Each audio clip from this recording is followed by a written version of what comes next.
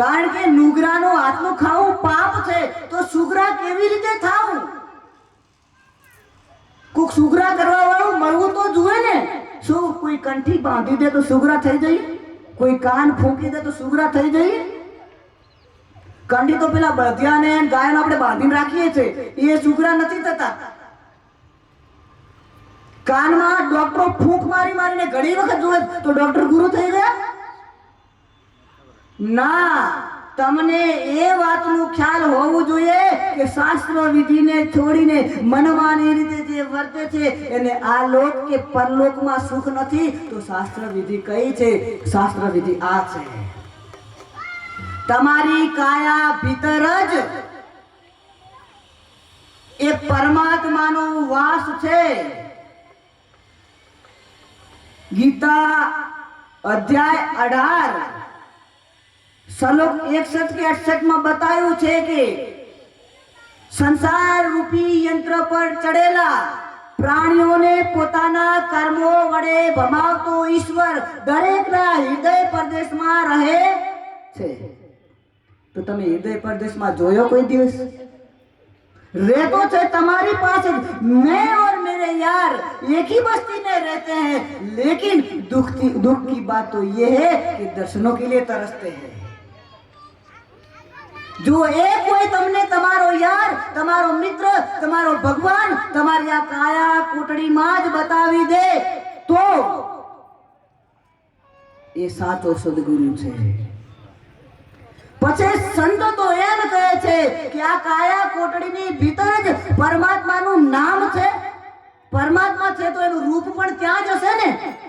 મારું રૂપ અહીંયા છે, હું અહીંયા છું. તો જેમ પરમાત્મા જ્યાં છે એનું રૂપ પણ ત્યાં છે, અને એ રૂપ આપણા શાસ્ત્રોમાં દિવ્ય પ્રકાશ જેવું બતાવ્યું છે. આકાશમાં હજારો કરોડો સૂર્ય ઉદય થઈ જાય ત્યારે એ અર્જુન એ પરમાત્માના રૂપ જેવું કંઈક થાય. હજારો સૂર્ય, એક સૂર્ય નહીં, હજારો કરોડો સૂર્ય ઉદય થાય અને એનો પ્રકાશ રેલાય તો એ પરમાત્માના રૂપ જેવું થોડુંક કંઈક થાય તો એ પરમાત્માનું રૂપ કેટલું હશે? વાર પાર નહીં નૂર કા દાદુ તેજ અનંત, કીર્તિ નહીં કીર્તાર કી એસા હે ભગવંત. વાર કે પાર એના નૂરની, એના તેજનું વાર ને પાર નથી. એવું પરમાત્માનું રૂપ તમારા હૃદયમાં બતાવી દે તો એ સદગુરુ છે. અને આકાશવાણી તમે સાંભળી છે, અનહદ નાદ તમે સાંભળ્યો છે.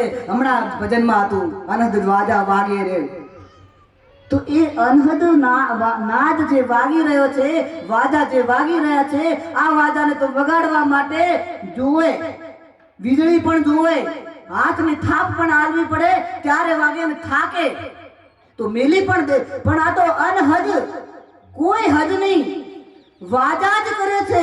અને એ વાજા વાગે છે, એ જો અવાજ થઈ રહ્યો છે, એ આકાશવાણી થઈ રહી છે, એ શબ્દ સંભળાઈ રહ્યો છે, એ શબ્દને તમારી કાયાની ભીતર જ બતાવી દે, એને સદગુરુ કરી લેજો. ગગન મહેલમાં ઉદ્મુખ કુવા, એમાં ભર્યા અમી રસ પાણી રે, હું તો આ હાલી ભરવાને પાણી રે, મને બોલાવે સદગુરુ જ્ઞાની. એ આ કાયારૂપી ગગન મંડળમાં ઊંધમુખ કૂવો છે અને એમાં અમી રસ, અમૃતના જળ ભર્યા છે. અને હું તો આ હાલી ભરવાને પાણી રે, મને બોલાવે સદગુરુ જ્ઞાની.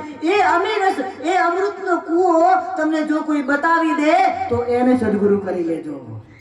ચાર વસ્તુ બતાવી દે: પરમાત્માનું નામ, પરમાત્માનું રૂપ, અમૃત અને અનહદ નાદ. આ ચાર વસ્તુ જે પણ બતાવે, આવડું છોકરું બતાવે કે બુઢો ઘેડો માણસ બતાવે કે ભંગી બતાવે કે બ્રાહ્મણ બતાવે, એને ગુરુ કરી લેવા.